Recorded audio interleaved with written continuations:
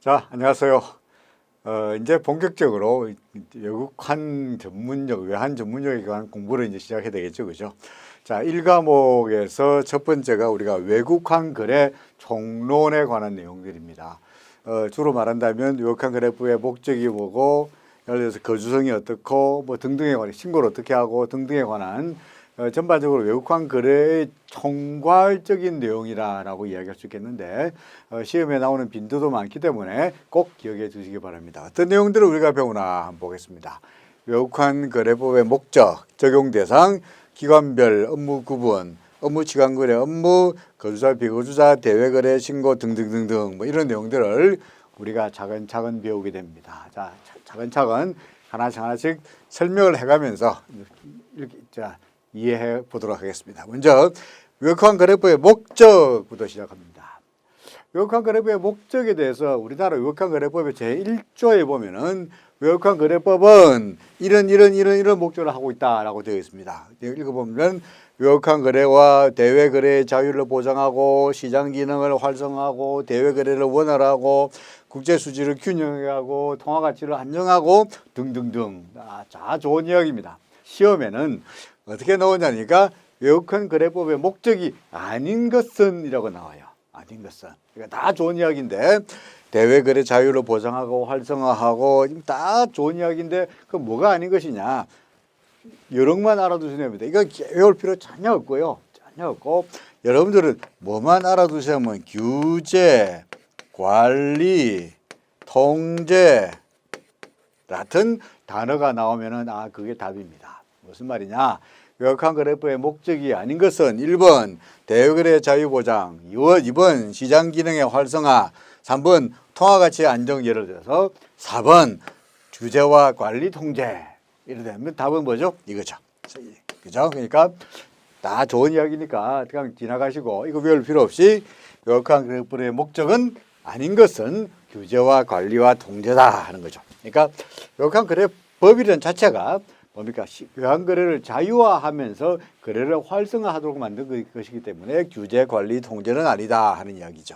자, 그 다음에 외국환 거래법의 법적 성격이 나오는데 이게 중요한 키워드는 강행법규로서 단속 규정이다라는 말입니다. 강행 규정이 뭐냐? 하세요 하는 거예요. 하세요. 반드시 뭐뭐 하세요. 예를 들어서 여러분들이 해외 일반으로 여행으로 나갈 때, 관광을 나갈 때 우리가 현금을 외화 달러 현금을 들고 갈 수 있는 휴대할 수 있는 맥시멈 금액이 얼마인지 아시죠? 뭡니까? 나중에 나옵니다만은 모르셔도 상관없습니다. 나중에 나오니까 알게 됩니다만은 $10,000예요. 일반 달러. 일반 달러까지는 현찰을 휴대할 수가 있어요. 그냥. 반면에 $10,000를 초과하는 돈, 예를 들어 1달러부터는 어떻게 합니까? 세관에 신고하게 되어 있습니다. 그러니까 신고하세요라고 하는 게 강행법규죠. 그죠? 신고하세요. 그러면 신고 안 하면 어떻게? 신고 안 하면 이런 처벌을 받습니다. 하는 게 단속 규정인 거예요. 단속 규정. 그래서 유주입니다. 그다음에 그래서 하세요라는 거고요. 두 번째, 그러면 만약에 법률을 위반하면 어떻게 되느냐?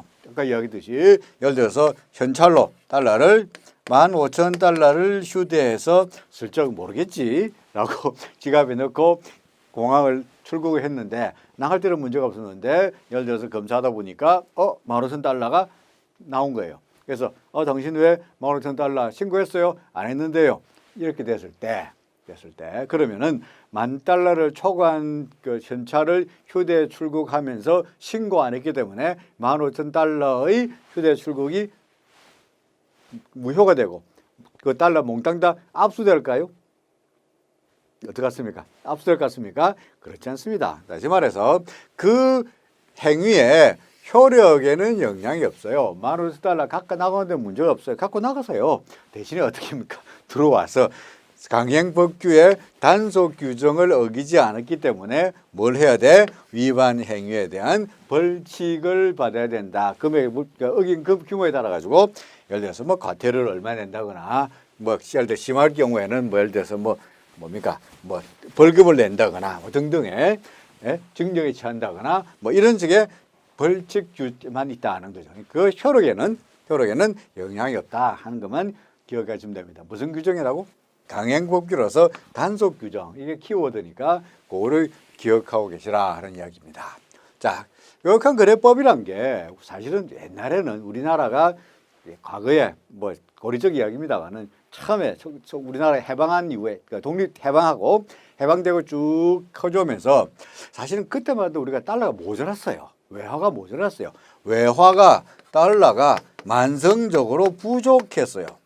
그렇겠죠. 우리나라에는 못 살았으니까. 그러다 보니까 피 같은 달러를 1달러라도 바깥으로 해외로 빼돌리는 것을 막기 위해서 어떻게 하든 간에 외국환을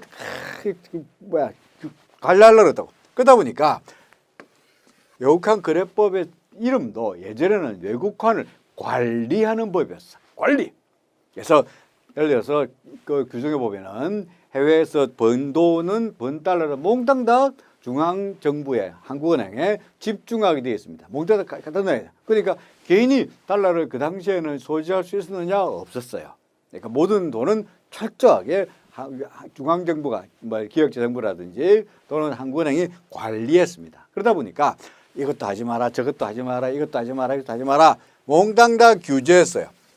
규제하고 대신에 이거만 해. 이거 대외적으로 요거만 해.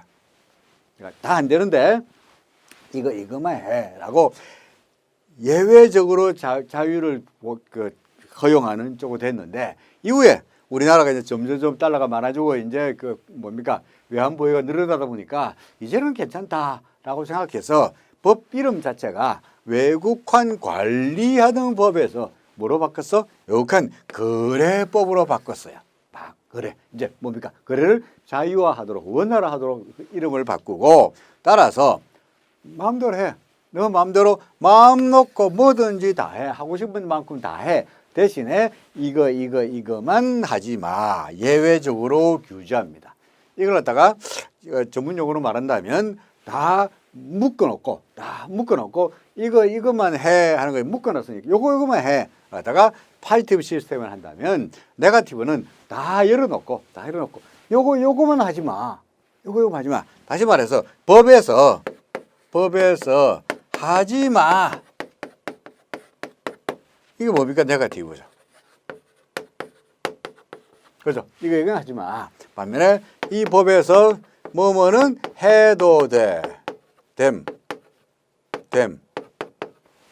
해도 되니까 뭡니까? 이건 파지티브죠.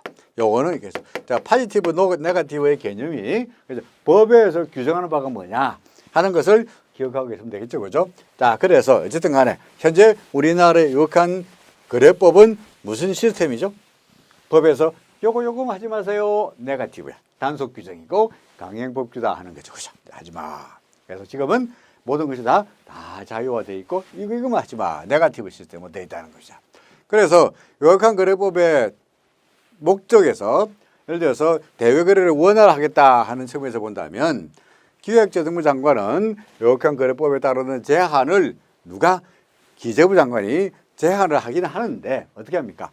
최소한의 범위에서만 해. 최소한의 범위에서만 하고 웬만하면 다 대외거래가 원활하게 할 수 있도록 노력하고 그다음에 안정적인 유력한 수급의 기반 조성과 외환시장의 안정을 위해서 노력하는데 이를 위한 시책을 마련해야 된다 그런 이야기죠. 결국은 무슨 말이냐? 이런 외국환 거래법에 따르는 제한을 할 수 있는 사람이 누구냐? 이게 이제 문제가 됩니다. 시험에 나온다면 제한을 할 수 있는 사람이 누구냐? 한국은행 총재가 하느냐? 금융감독원에서 하느냐? 그죠? 아마 기획재정부 우리 통상 기재부 그럽니다만은 기획재정부에서 하느냐 또 뭐 있나요? 예를 들어서 은행장이 하느냐 예를 들어서 그래서 1번, 2번, 3번, 4번 예를 들어서 외국환 거래법에 따르는 필요한 최소한의 범위 내에서 제한을 할 수 있는 사람은 어디입니까? 그렇죠. 제한을 할 수 있는 사람은 정부죠, 정부. 그러니까 한국은행도 아니고 금융감독원도 아니고 또 뭡니까? 은행도 아니고 한국은행도 아니고 정부 중에서 어디 기획재정부 장관이 제한을 할 수 있다. 어떻게? 무조건 다 할 수 있는 거야? 최소한의 범위 내에서만 할 수 있다. 그죠? 라는 이야기입니다. 다른 법률과의 관계에 있어가지고 통상적으로 우리가 금융실명제법이라고 했죠. 다른 법률과 관계는 결국은 뭐냐니까 결국은 실명제와 관련되는 거예요. 실명제와. 무슨 말이냐. 읽어보시면 되겠습니다. 자, 볼까요? 다음 사항에 해당될 경우에 금융실명제 및 비밀보장에 관한 법률 4조보다도 우선 적용된다. 이게 무슨 말이냐? 일반적으로 말해서 실명제가 모든 법에 우선이 돼요. 모든 법에 우선이 돼요. 예를 들어서 뭐 있나요? 예를 들어서 수사기관이 그렇고 뭐라 그럴까요? 다른 사람의 예금 내역을 보고 싶다. 볼 수 있어요? 없죠. 그러니까 그걸 동의해야 돼. 예를 들어 여러분들이 은행에 가서 저 돈 좀 빌려주세요. 집 사는데요. 융자 좀 대출 좀 받고 싶습니다. 라고 하면은 은행원이 뭘 물어보냐니까 당신의 신용 정보를 봐도 되겠습니까? 라고 물어봅니다. 은행원이 마음대로 상대방의 돈을 빌리고 하는 사람의 동의도 없이 마음대로 그 사람의 주민등록번호 넣어가지고 그 사람의 부채가 얼마 있고 예금 잔고가 얼마 있고 볼 수가 있느냐? 없어요. 신용 정보가 얼마인지 볼 수 있느냐? 없어요. 담단듯이 동의를 해야 됩니다. 동의. 보세요. 라고 여러분 경험이 있을지 모르겠습니다만은 금융실명에 대해서 신용정보 확인을 동의합니다라고 해가지고 그 옆에 사인하고 해줘야 그 서명이 있어야 여러분의 허락이 있어야만이 은행원이 여러분들의 신용정보를 볼 수가 있습니다. 모든 것이 다 뭡니까? 실명제가 먼저 우선되는 거죠. 하지만 외국환 거래법은 실명제보다도 이게 외국환 거래법이 있다면 통상적으로는 실명제가 다 우선되지만 외국환 거래법이 실명제를 우선하는 경우가 몇 가지가 있습니다. 첫째로 보고하는 경우. 나중에 우리가 배웁니다만은 예를 들어서 검사 업무 무슨 말이냐니까 또 보세요. 통보하는 경우. 자, 예를 들어서 이런 내용이죠. 예를 들어서 여러분들이 달러를 뭐랄까요? 3만 달러를 환전했어요. 해외여행 갈 거라고 환전해서 3만 달러. 3만 달러 환전한 건 문제가 없습니다. 환전하고 나서 나중에 현찰을 들고 나갈 때 세관에다가 신고하면 그만해요. 아무런 문제 없어요. 다만 은행의 입장에서는 한 사람이 1만 달러를 나중에 나올 테니까 지금 기억할 필요 없습니다만은 1만 달러를 초과한 외화를 매입하거나 매각할 경우에는 그 다음날 10일까지 국세청 관세청에다가 통보하게 돼 있습니다. 통보.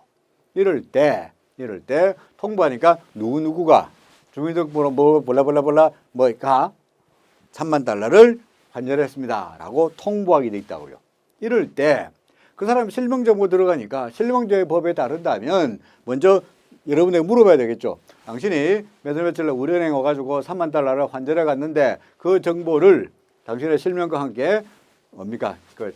한국은행이고 금융감독원과 국세청에다가 통보해도 되겠습니까? 라고 물어보고 여러분이 그러세요 라고 동의해야 보낼 수 있다는 게 실명제법의 취지죠. 그렇죠?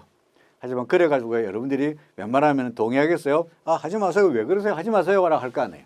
그러니까 그럴 경우에는 보고할 경우에 그죠? 그 다음에 검사 의무의 경우에 당신 무슨 일 하고 검사할 경우에 또는 통보할 경우에는 어떻게 한다고요? 실명제법이 보다도 외국환 거래법이 우선한다. 다시 말해서 동의를 안 받고도 보낼 수가 있다. 그 아래쪽에 있죠.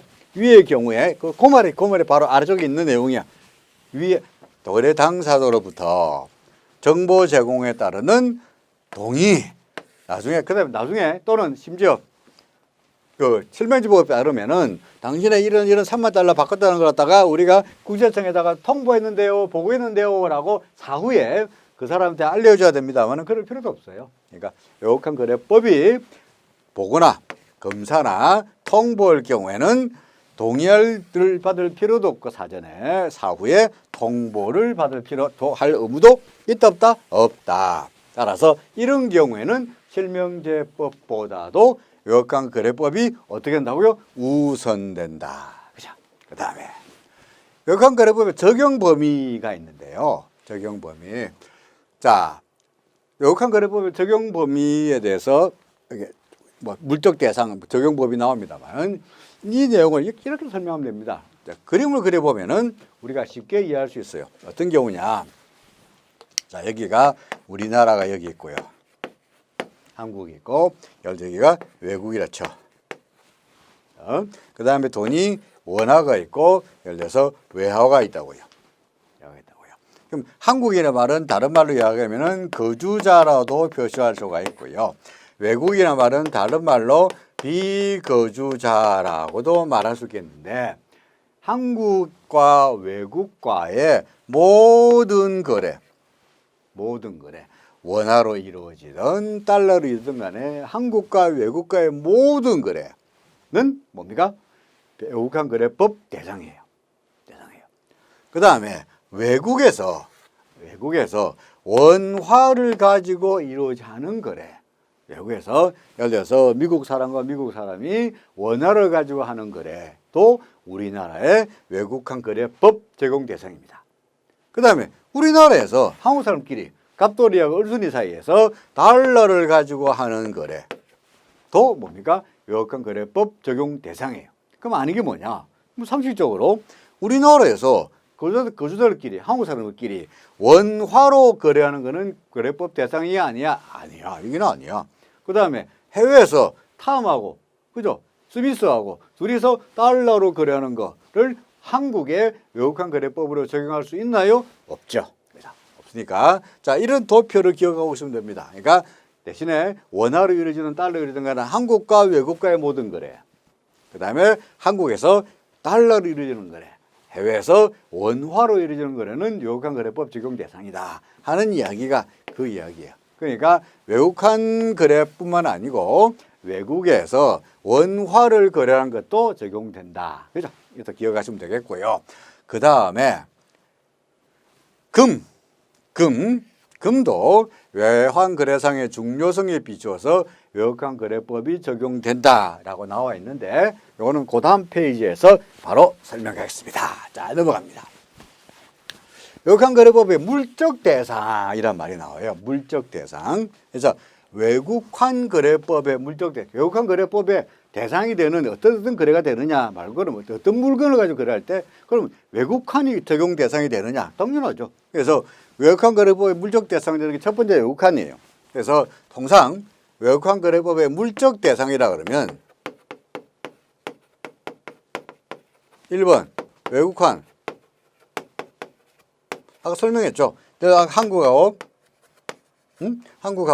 미국이 있으면 한국에서 원화로 이루어지는 거, 그죠?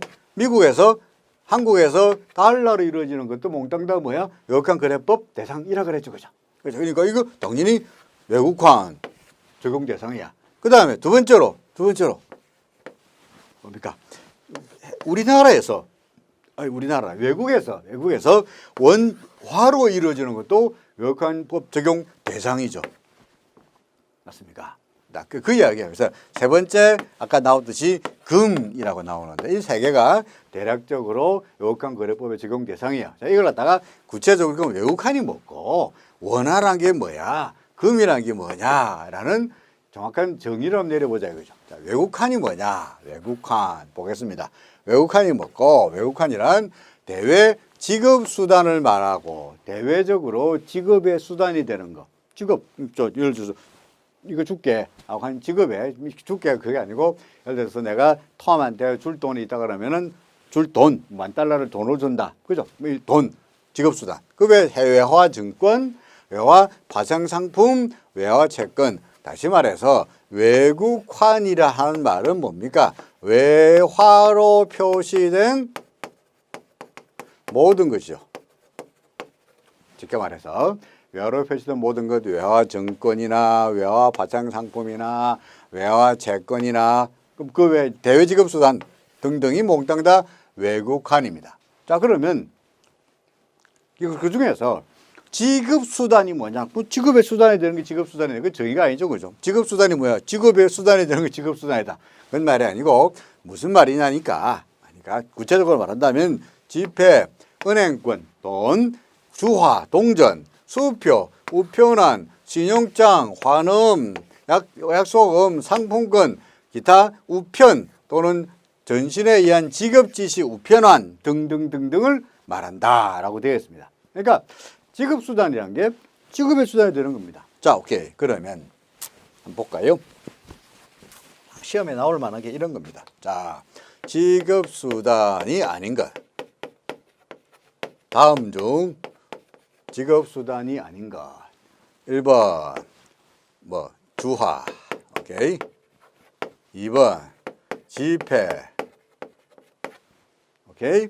3번 CD. 양도성 예금증서. 오케이. 자, 4번 약속금. 뭘까요? 주화. 지급의 수단이 되죠, 그죠? 오케이. 지폐. 당연히 지급의 수단이 되죠. 나한테 빚 졌는데 돈 줄게. 오케이. 약속금. 음인데 지급의 수단이 되나? 여기 음이 뭐야? 나중에 한 달 뒤에 줄게, 2달 뒤에 줄게를 약속하는 거죠, 그죠? 그러니까 약속금 여기 돼 있잖아, 그죠? 줄게.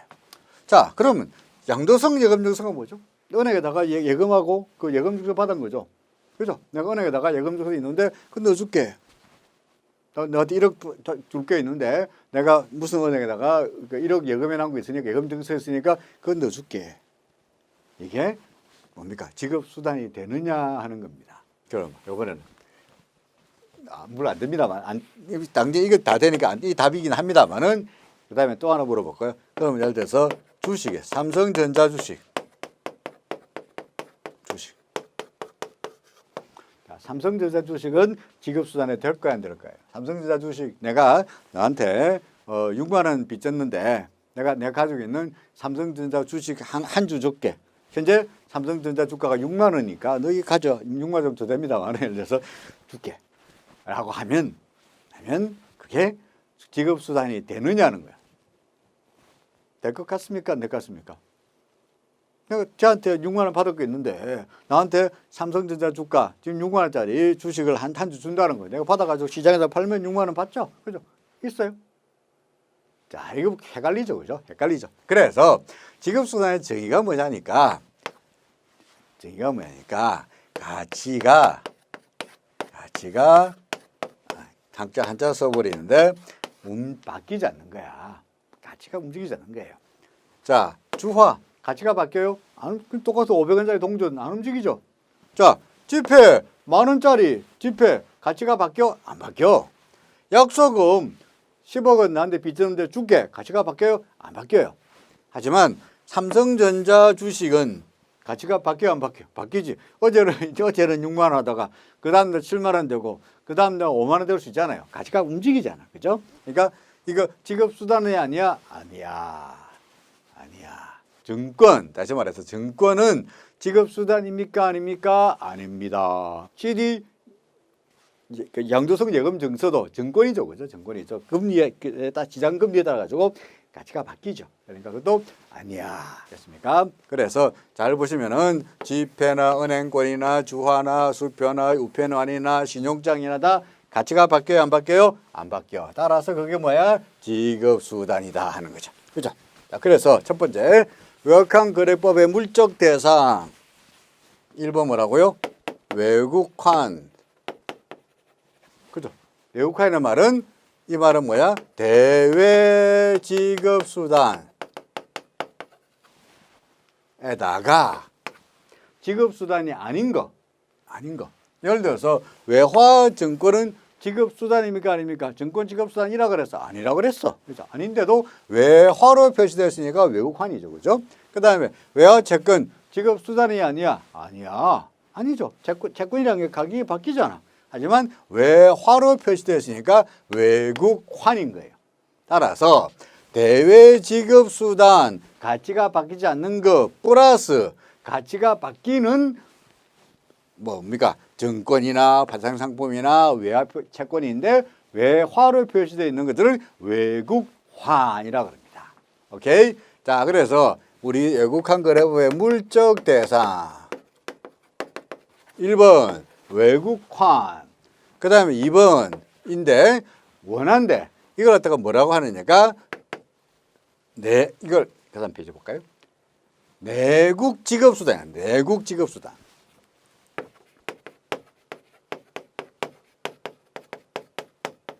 뭡니까?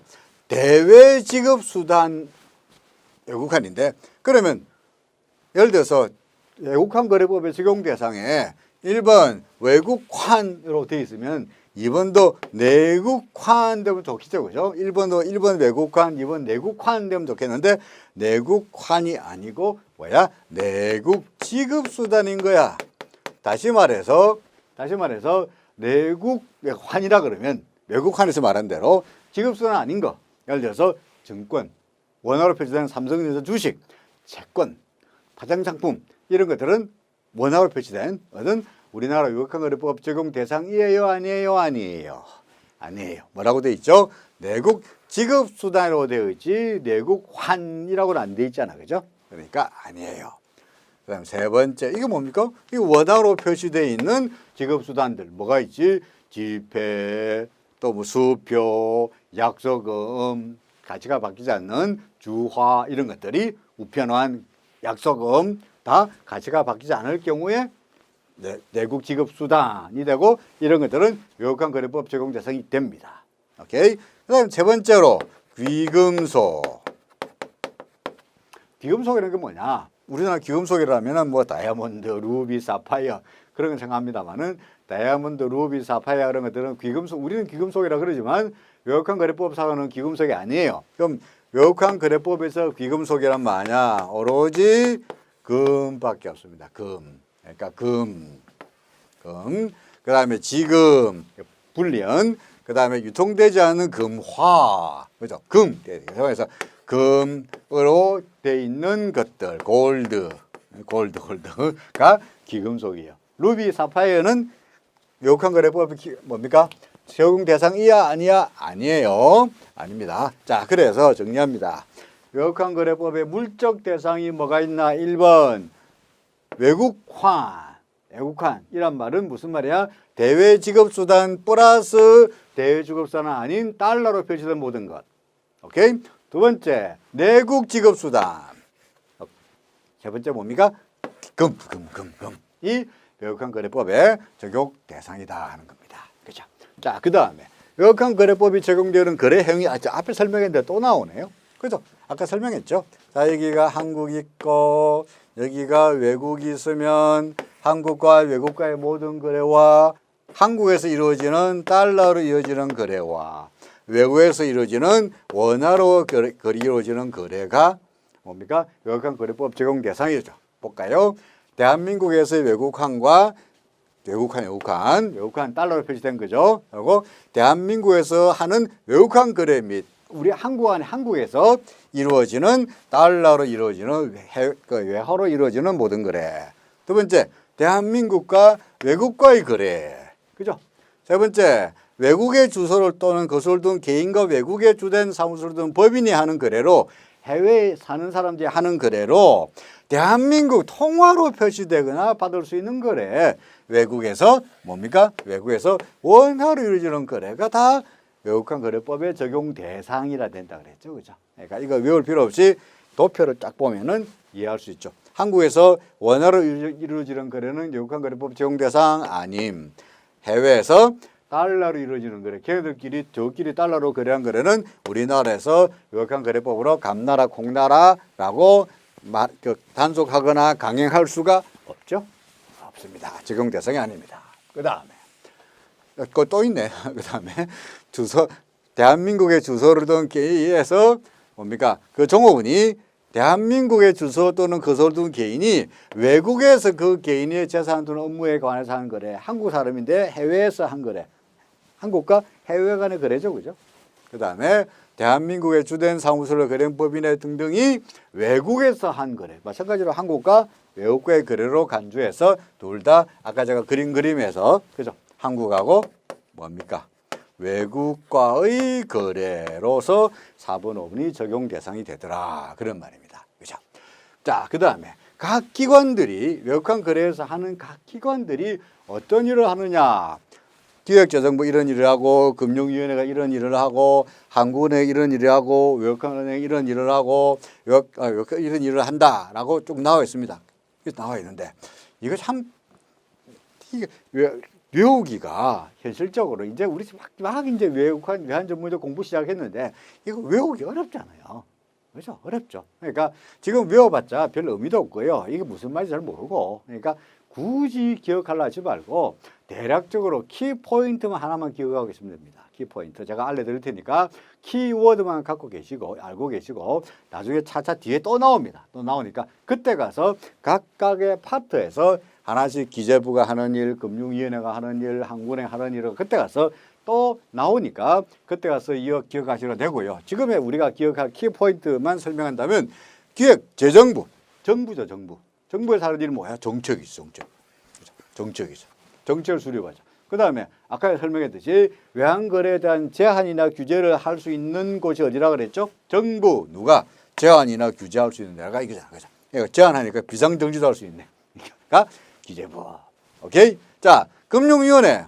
금융위원회 금융감독에서 하는 일은 뭡니까?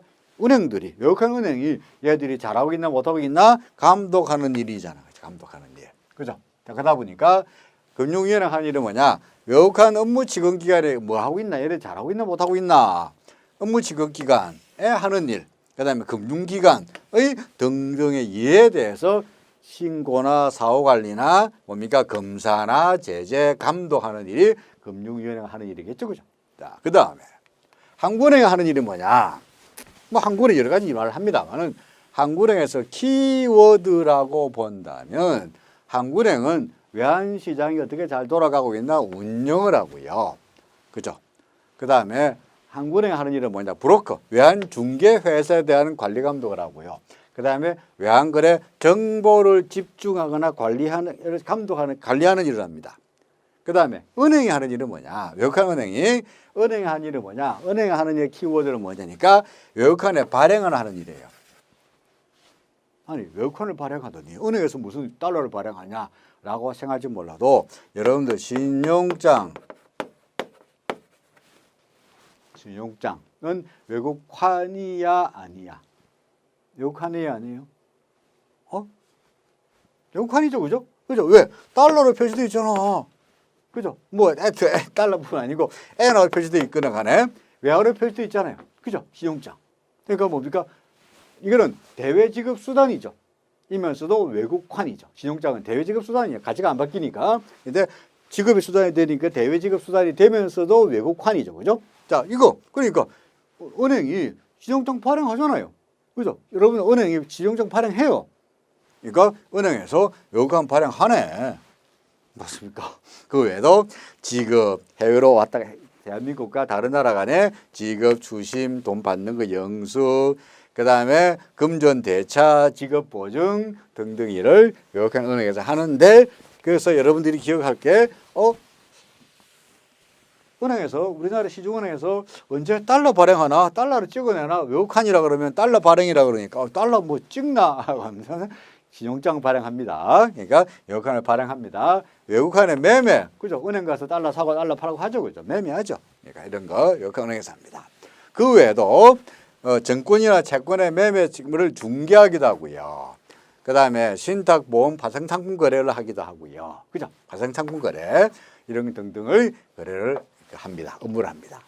자, 그 다음에 각 기관별로 하는 일이 뭐냐? 외국한 업무 지급기관에서 하는 일, 국세청, 관세청, 금융정보 분석원, 그 다음에 외국한 은행, 그 종합금융회사, 최신관서 등등에서 하는 일들을 살펴보는데, 뭐 국세청, 그 다음에 관세청, 금융정보 분석원, 그 다음에 외국한 은행들 모든 업무를 하고요. 그 다음에 종합금융회사는요, 지금은 거의 없어졌습니다만은 외국한 은행과 거의 동일한 업무를 해요. 동일한 업무를 합니다. 그 다음에 우체국에서도 외국환 업무를 할 수가 있죠, 그죠? 해외로 우편환 보내다라든지 전신환 보내는 거 가능하죠, 그죠? 홍보하는 거 이렇게 등등 일을 하는데 뭐 굳이 이걸 다 기억하실 필요는 없고요. 나중에 또 차차차 나오니까 그때 가서 다시 한번 또 살펴보면서 그 내용을 알아보도록 합니다. 일단 우리가 상식적인 수준에서 그냥 기억하고 계시라라고 하고 넘어가겠습니다. 자, 그 다음에 각치 외국하는 부 직업 기간에 하는 일과 그다음에 하지 않는 일 등등이 있는데, 그다음에 투자 매매업자가 있고요. 앞에 계속 나왔습니다. 투자 매매업자가 있고, 그다음 페이지에 보험회사가 있고, 그다음 페이지에 상호저축은행, 신용협동조합, 새마을금고 뭐 이런 기업 외국환을 취급하는 기관들이 여전히 많은데, 그 중에서 투자 매매업자가 뭡니까? 투자 매매업자 증권사예요. 그죠? 증권사예요. 증권사에서 하는 일이 뭡니까? 자본시장법상, 그죠? 이과 관련되는 외국환 업무를 취급합니다. 예를 들어서 해외에서 뭐 달러 채권을 발행하는 일을 뭐 인수한다든지 중개한다든지 뭐 어드바이스 한다든지 하는 일을 했을 때 그와 관련되는 외국환 업무를 하죠. 그죠? 그죠? 그러니까 투자 매매업자 증권사에서 자본시장법상 일어나는 일을 한다. 그죠? 한다. 그래서 대신에 증권사이다 보니까 예금 받을 수 있나요? 없어요. 그 다음에 비거주자로부터 외환화 예화 예금을 받을 수 있느냐? 없어요. 왜? 증권사에서 예금 받습니까? 없어요. 증권사는 예금 못해요. 예금을 어디서 받아요? 은행에서 받죠. 그죠? 은행에서 받지. 예금을 받지 못합니다. 자, 그 다음에 투자, 예를 들어서 대외 돈을 보낼 때 증권사 하는 일 중에 하나가 뭐냐면 송금은 가능한데 얼마까지? 투자나 매매 중개업자에 한해서 얼마? 건당 5,000불, 연간 5만 달러까지는 송금할 수 있다. 나중에 뒤쪽에 나옵니다만은 우리가 미리 배우죠. 대외 직업이 있어가지고 여러분들이 증빙 서류 없이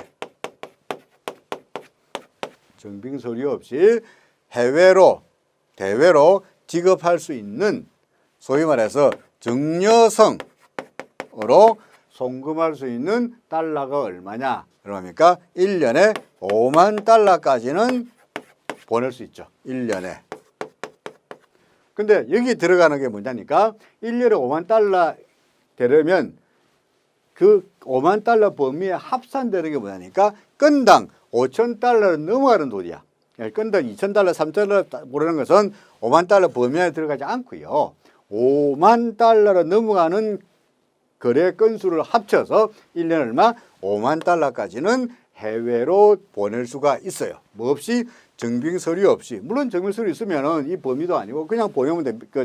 증빙 서류에 따라서 보내면 됩니다만은, 예를 들어 수입한다. 그러면 인보이스라든지 신용장에 있는 적혀 있는 금액대로 30만 불이건 50만 불이건 100만 불이 보낼 수 있고요. 그냥 인보이스나 증빙 서류가 없는 경우에 그냥 해외로 보낼 때는, 예를 들어서 해외 사는 누구 조카가 결혼을 한다 그래서 결혼 축의금으로 얼마 보낼까? 뭐 만 달러 너무 많죠, 그죠?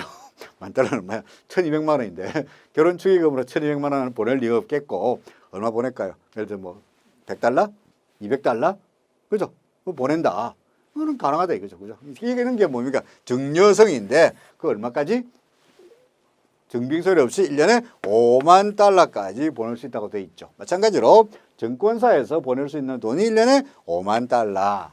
그죠? 5만 달러. 건당 5,000달러를 넘어갈 경우에. 그죠? 근데 그것도 그냥 보낸 것이 아니라 뭡니까? 투자 매매나 중개업자에 한해서 보낼 수 있다는 이야기죠. 그죠? 자, 그 다음에 보험에서 하는 일이 뭡니까? 보험과 관련되는 여기는 뭐 해외 뭐 재보험을 든다거나, 그죠? 뭐 이럴 경우에 또는 해상보험을 든다거나 해상에서 보험 사고 나가지고 해외로 보험금을 지급한다. 다 보험회사에서 할 수 있는 요구하는 업무죠, 그죠? 근데 마찬가지로 보험회사에서는 대외 지급이나 출심이나 수령 이런 걸 못하고, 그 다음에 예금도 당연히 못 받는다. 뭐 당연한 이야기겠죠. 그 다음에 상호저축은행이나 신용조합이나 새마을금고나 한국해양진흥공사에 따르면 각각의 그 법에 따라서 상호저축은행법이나 신용조합법이나 새마을금고법 등등에 따르는 관련되는 외국환 업무를 할 수가 있는데, 있는데 예를 들어서 대외지급이나 출시비나 수령 업무를 못 하는데 그래도 상호저축은행에서는 상호저축은행 뭡니까? 무슨 상호저축은행에서는 규모가 작으면 안 돼요. 규모가 커야 돼요. 얼마나? 직전 분기 말 총 자산이 1조 원 이상일 경우에는 아까 증권사에서 할 수 있는 것처럼 얼마? 건당 5,000달러, 1년에 5만 달러까지 송금은 가능하다. 그렇죠? 송금은 가능하다. 오케이가 됩니다. 그러니까 다른 건 다 안 되고 상호저축은행에서만 규모가 큰 1조 원 이상 되는 1조 이상 되는 자산 되는 경우에는 송금은 가능하다. 그렇죠? 그렇죠? 송금도 얼마까지?